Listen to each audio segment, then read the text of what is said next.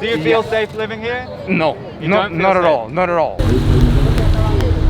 You can see the man on the left here in the red shirt with the sunglasses. In his backpack it's full of beers and he also has a revolver pistol. How would you describe this place? Because it's quite uneasy. I feel a bit uneasy here.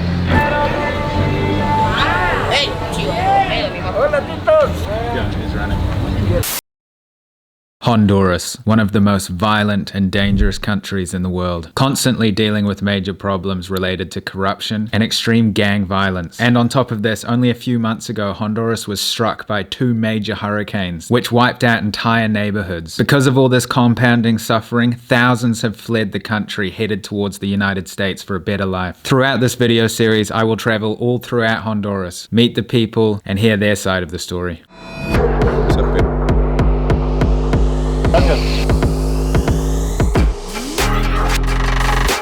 Do you feel safe living here? No. Not at all, not at all. Passport. Where are those kids? Carlos. Carlos, I'm next. Va para abajo.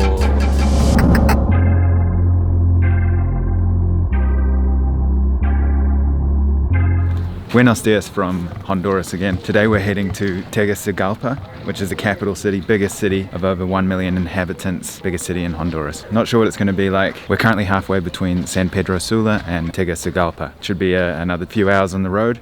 Then we're going to explore the city, meet up with some locals, try and get a glance at the city of this notorious Central American country. If you haven't seen the last videos, it's a very interesting country. It's very fun and beautiful nature and very kind people, but at the same time it's got an underlying level of danger. 80% of the drugs imported into the US come through this country. There's very tight security here. Anyway, let's get on the road, see what we see on the way. A little bit nervous. We'll see what happens.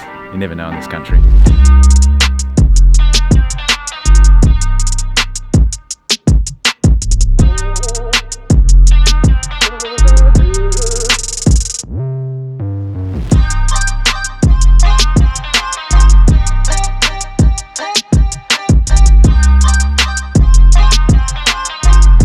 So Amara, can you just explain this huge perimeter on the right hand side here? US military base in the middle of a country. The truth about that place is that early 80s, during the Cold War, we were surrounded by the guerrilla war in El Salvador. Guatemala had the longest guerrilla conflict in Latin America. Nicaragua had this communist left government supported by Russia, so there was this conflict. So they used this military base to control, to patrol, to take action against these guerrillas in El Salvador, Guatemala, and Nicaragua. The CIA had presence here together with the Honduran authorities. They disappeared people involved with the left. They repressed. They completely took over. The Nicaraguan government was, as I said, was supported by Russia. Then there was this Contra-Revolucion, which was the fighting against the revolution, and they were supported by the US government and CIA, and they gave them arms, training, and all of that. So every Honduran, we know that. We sell our country somehow. We're used. They give us nothing then they kicked us out of the US, you know. We've been kind of allies in the past. They used our territory, basically, just like that.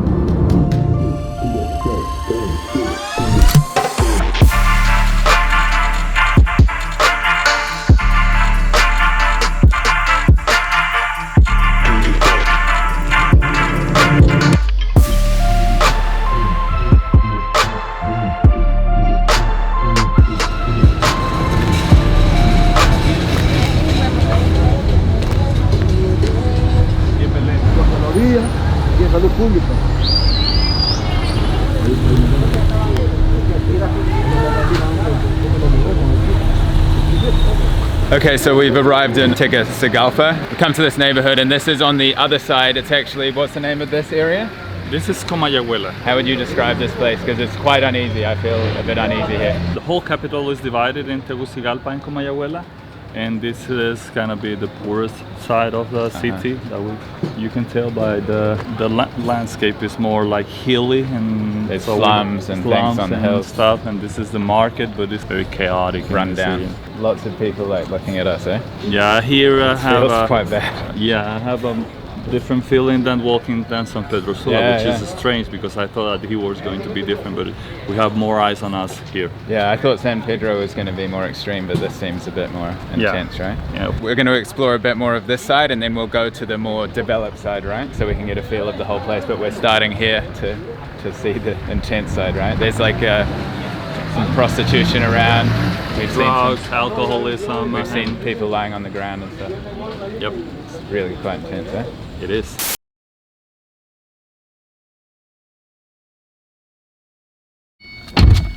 Okay, so we were going to go and explore, and we were about to interview a local guy, but one of the locals who's been helping us and giving us advice here came up to us and said it's not good with the camera to be here. He said like there's heaps of people looking at us and it's really quite like a rundown area, so we're just going to drive. I'll film out the window so you can get a feel for the neighborhood.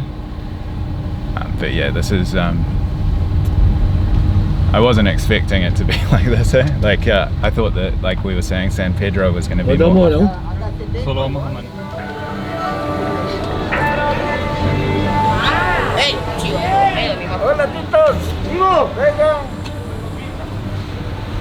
he's running. Izquierda, Tito. What's he saying? He wants money. He was running after us for money.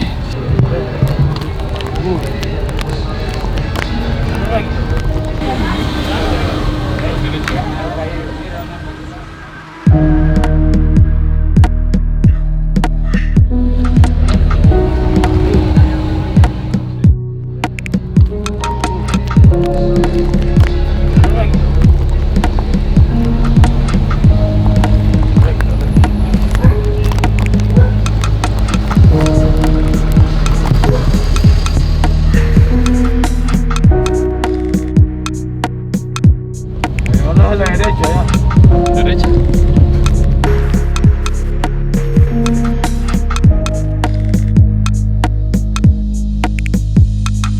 Okay, so we've come like into the downtown area. We're going to explore this now. I think there's a security guard coming towards me, but if you think that we just drove into that neighborhood and got out, like we didn't. We had one guy with us who lives here who actually grew up there, and then we met up with two more guys. But as soon as we got out of the car, we saw these kids, and the thing is you never know who's an informant or an opportune thief or whatever, but the two guys that were looking after us came up to us. They were about to take us for a walk, and one of them was going to look after the car because you can't just leave the car. And then they were like, no, like, you guys got to go. They saw people making phone calls while looking at us directly and things, and you just never know what could happen in that place. There were some like market areas that looked like reasonably okay. I'm not trying to like paint the whole site. So the thing is to remember is there's a river here and it divides the two parts of the city. The city's got like fancy shopping malls and more middle class and upper class places. That side, like you heard Omar saying, that's the more poor side. It was definitely intense, and in the moment we were like, yeah, let's just get out of here. It's not good vibes at all. Yeah, you don't know what you're dealing with in these places. Even though we did have like the normal safety measures in place, just there it just wasn't a doable thing. But we're going to go and see the other sides of the city now. But I hope that gave you a bit of a glance, right?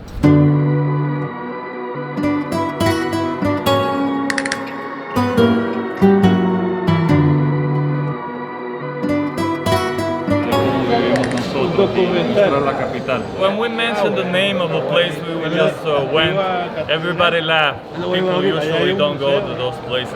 They were just telling us that on the streets there at 5 or 6 p.m. everybody goes inside.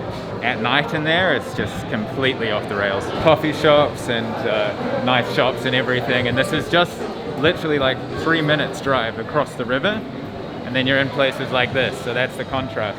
So this is the like central plaza. So this is like Bang Center in the center of a city here, the capital city of Honduras. It seems okay here. Obviously anything after that last neighborhood is super chill. Before we went to that neighborhood, I just want to make this clear. He said, do you want to go to like an extreme kind of place or one that's just like on the edge a little bit? I was like, yeah, we'll go to the one that's just on the edge a little bit. Apparently that's the more safe option out of the neighborhoods you can go to. So I really cannot imagine what kind of dark places exist in this city. I think the definition of safe in this city is a bit different to my definition of safe. Just come downtown to get the shoes polished. 20. I asked him how is work. The situation is not good. Ay, que no hay trabajo también. Because of the pandemic, yeah, and there is no job. There is no work. 45 years doing this. No. No, y no va a ilustrar. No, ya están otros allá. No, es que él quiere que ustedes se los lustren. No, Usted, bueno, dice que usted... Hay otros también. Usted los deja brillantes. A todos están brillantes. El English. English. Sí. Yes, I do. You speak English? I do very well, man. Oh, really? Yeah. Where are you from? I'm from New Zealand, Oh, really? Where is that? near Australia. Oh, really? Yeah. Wow, man. Very far. Yeah, it's a long way ago. Very Yeah. long way. Where did you learn English? USA. Oh, you live there. Yeah, I live around 10 years over there. What city? Oh, I was in Texas State. Texas? Yeah. in Oh, you got the Missouri Texas too. shirt. Oh, yeah. Houston or what city in Texas? Oh, in Houston. Houston. Yeah. You like it? Oh, yeah, it's a big city. I want to go over there again. But right now it's so hard, you understand? Pandemic. Yeah, the situation is real hard, it's real bad too. The American people, were they welcoming you? Oh yeah, man. Nice people? Oh yeah, I love American people. Oh, really? Oh yeah, the people have a lot of love. They are social, real social. Social. You know, and when they see you, you try to learn English, they help you. Uh-huh. And they correct you English. When you say any word, wrong word, they say, no, it's not like this. It's like this, you gotta say. So that's why your English is so good, right? Right. Yeah. But yeah, I live in the American people. I almost been married over there, but I never go over there to stay over there. You know, just I want to make some money and come back to my country. Uh-huh. Yeah, I believe in Jesus Christ too. You know, what are you doing over here? Just traveling around and meeting people and making videos. Oh, Yeah, I got you. yeah. Nice to meet you, man. Nice to meet you too. I'm Carlos. Carlos, I'm Nick. Nick. Yeah. Nice to meet you. Too, What are you doing for a job? Say again? Are you working at the moment? Right now, no, man. I'm looking for a job. It's so hard over here, man. It's no work. Right. No work. Why is there no work? I don't know, maybe it's too much population, you know, too much people. My situation right now is not good, believe me. But like I told you, I believe in God and I know something good will coming for. Beautiful. Yeah, Nick. Oh yeah, man. My hope no go from my heart. Mucho You understand gusto, me? man. Hey, nice to meet you, Yeah, Nick. you too. I hope to see you again Yeah. in heaven. Okay, I'll see you around, legend. All right, Nick. Take care. Ciao. Ciao.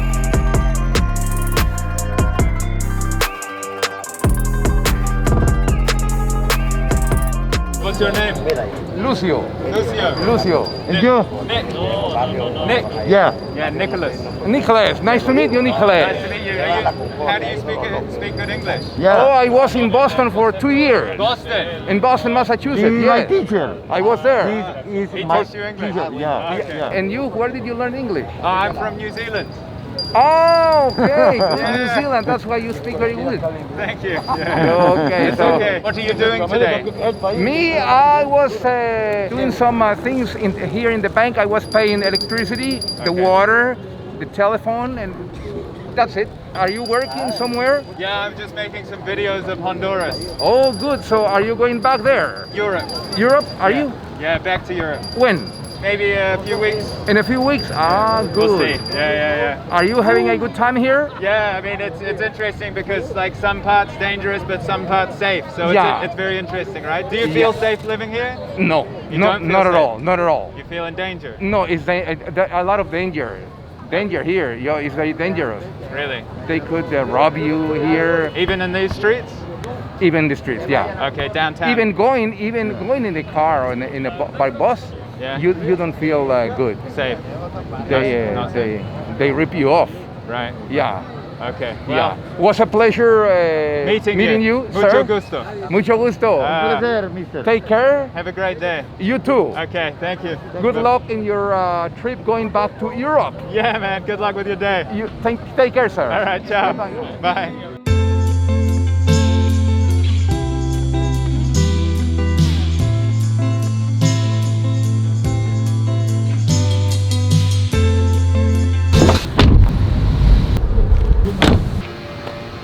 So we've come up to this huge viewpoint of the city with a massive Honduran flag. You can see downtown area. Felt like pretty good to me, but asking the blind man there his thoughts of it, he didn't hesitate for a second saying it's not safe. So Carlos, the first guy that we spoke to, who said, you know, what Americans welcomed him and everything, he was with a guy in a red shirt with sunglasses on. You might have noticed him. Our local guide here, Tito, that I'll introduce you in a second, he actually came from this neighborhood that we just visited, the dodgy one.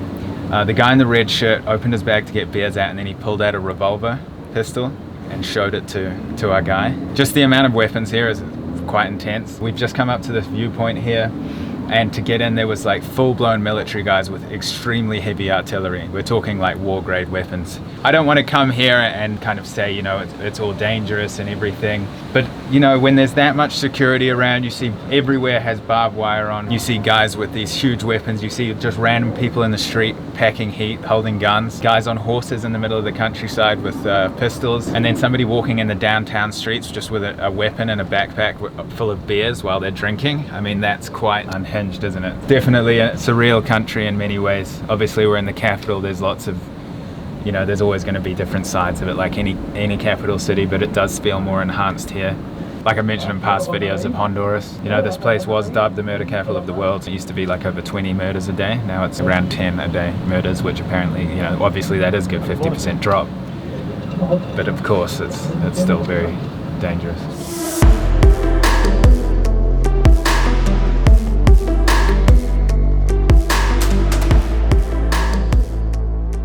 So here with Tito, we went to some neighborhoods today that you grew up in these neighborhoods. You feel completely okay in this country? Es que la seguridad soy yo, no es el barrio. The security is me. I look for security. I look for safety. Yo sé ubicarme, pues.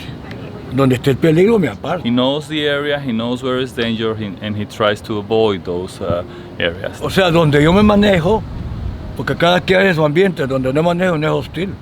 Me siento muy bien, me siento seguro de mí mismo. The areas where he normally moves are he's not in a hostile environment, and Right. he feels totally safe in those areas. But Honduran standards, when it comes to safety, are totally different. The definition changes here. The neighborhood where we had to leave, we were told by the locals to get out of here because they were concerned for our safety. How is it to have grown up there? En ese tiempo era más sano, te estoy hablando de casi 50 años. Yo tengo 72 años. Yo me vine de la edad casi de 20, 22 años para la colonia Kennedy. Pretty safe back then, 50 years ago. So when he grew up, it was completely safe. But over the years, it completely changed, and now it's not as it used to be. The neighborhood we went, just a lot of movement. He says, like it's meaning that there is a lot of things going on in that neighborhood. You saw it. You got it on camera. Es que hay un mal concepto de Honduras. Hay partes que son peligrosas, pero hay partes que son sanas. Entonces uno debe ubicarse donde mejor lo... There's a misconception about Honduras, and he doesn't like that being portrayed the country as all bad when there is actually it's like everywhere. There is safe areas and places that you're not supposed to go with. So and this is such a beautiful country. So that's what he says. That referring to the government, like it's not well taken care by the government. This is a beautiful place. Yeah. Really, it's a tropical paradise. But as he said, there are areas that, like we saw today, it's not fair that being portrayed as a gang country, as a murder capital of the world, when this is beautiful, friendly, smiling, and hospitable, noble, working, hard working people, and just put we all in the same category. You know, that's not fair for us.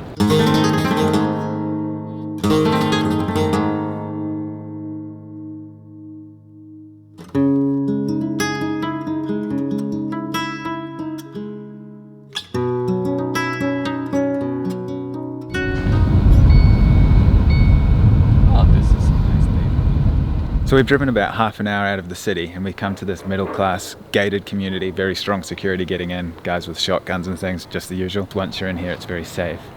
We've met a man called Juan, who's an English teacher and plays in a metal band as well. Cool, so we're here with Juan. What's it like as a middle class man living in a nice neighborhood? Obviously there's security here, but it seems very secure and safe here. Yeah. So what's it like living in this capital city of Honduras? Geographically, it's an interesting city. It's like a big hole, like a big pot surrounded by mountains, so that makes mobility quite a challenge. Crazy traffic. It's crazy traffic. There's crazy traffic. In terms of growing up in Tegucigalpa, I loved it. You know, we got pop bands, we got merengue bands, tropical music bands, and we get heavy metal bands. And yours is Delirium, right? And I went, you know, with heavy metal with my friends. We have 30 years playing right now, and we have forged sort of a career that we're proud of. Your lyrics are quite on the activism side of things, right? Yeah. Some of your music. Yes, definitely. So yes. do you want to explain a bit about like your kind of mission and some about your lyrics and things like that? Insistence of authorities to change their attitude and their minds towards the impoverished areas in the country and, you know, society itself. You know, it's always a demand, a constant demand, and that's what heavy metal is. You know,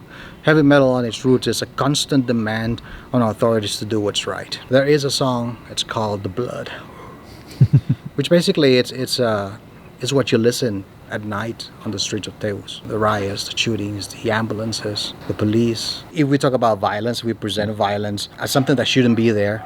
It's because the government has something to do with it. I've heard a few things, but I'm not too familiar with freedom of speech against the government. You've obviously got a platform. Is there no issue with that? You can speak freely without worrying about getting in any trouble? So far we can. But we've had circumstances in which fellow musicians can't. You know, way too involved. For example, our band, we play songs, we resist on many ideas from the government, but we have our daily lives, you know. We're not activists. I mean, I am a teacher. We live our regular lives. But there are some members, some musicians that actually are activists. And they're deeply involved in organizations within a specific purpose. And those guys have actually been silent one way or another. Like, can you give an example how they've been silent? Oh, we have our friends from Café Huancasco, you know. The media and the government itself, you know, just went against them. One of the members from Café Huancasco had to migrate. He's in Europe now. You know, life threats and you know, that sort of thing. So as long as you kind of like do it from a distance and you don't get too involved in the government. Yeah, definitely. We could have okay. songs about it, right? But if they see you out there in the streets in protest, they mark you down. It's very tough. It's tough not only when you speak out your mind as an artist, but even to get instruments. They're expensive. There's a tax for musical instruments. Some friends who are around the government or in Congress, I've told them, listen, we have to get rid of the taxes from books and musical instruments. Culture. If you want to build up a strong culture, instead of giving the money to the military and for the military to wait for the right moment to kick people in and out. I mean, other than that, it's a beautiful country, man. It's beautiful. We have good people, hardworking people, people that will just want to be happy, you know. Right. And the government somehow, they don't want to give you that. Are you not worried about, like, because you're very outspoken, are you not worried about, like, talking to the camera about this kind of stuff, or you're just... Not really. No? It hasn't gotten to this point, you know, to this point in which you leave and 5 minutes I'm going to have a car outside my home. Hopefully that never happens. But I've heard stories. You know, I heard stories and I know people that's exactly the case. And as a teacher, there is more responsibility for me to bring a sense of, listen, money is not everything in life, you know, as long as you do it with ethics and moral values. Yeah. You know, and that's what's lacking in our country. Our educational system is really, you know, we're like 60 years behind Costa Rica. And Costa Rica's right there. Yeah. You know, how could that be possible? Yeah, because Costa Rica took their military budget and put it into education, right? That's one of the reasons. Yeah. You know, that's one of the reasons. There's a very strong reason. How will you oppress the people if you don't have an army? Right. How would you? How would you? We never had a civil war. Salvador has one. Nicaragua had one. Guatemala had one. All countries around us had a civil war. We haven't had a civil war. So do you think they're like riding the line perfectly in Honduras, just Yes. keep it in control but not Yes, flip it out? definitely. But people are getting fed by now. What do you think would be the best solution to all of this? What direction would you like to see the country going in? It may sound like a cliche. Oh, education is the origin of all the solutions. Well, it is. It is. The only thing is that it's a long-term result we're looking at. But you know, the unwillingness of the politicians in our country is what really is destroying our country. The unwillingness to do what's right. Do you have your guitar? Actually, I don't have my bass. I got it in my studio. What do you want to do? You want to listen? You want to watch a video, or you want to? Well, I guess maybe you can send me it and then I can put it into the video somehow. Entre sombras y cerrojos